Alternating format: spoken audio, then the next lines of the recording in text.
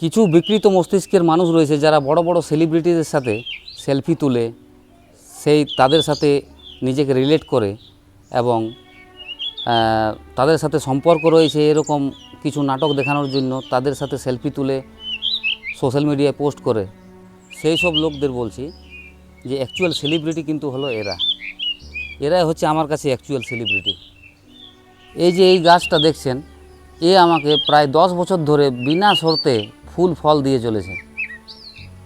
এই যে গাছটা দেখছেন, আমি হিউজ ফ্যান। আমার কাছে সেলিব্রিটি।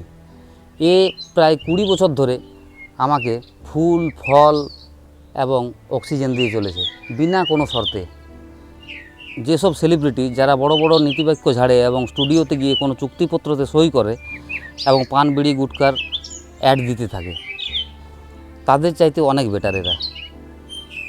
এই যে এত ছোট্ট একটা কিউট গাছে দেখুন ফুলে ভর্তি হয়ে এসেছে এবং ছোট ছোট বেরিও প্রডিউস করে। এই গাছটা লক্ষ্য করুন,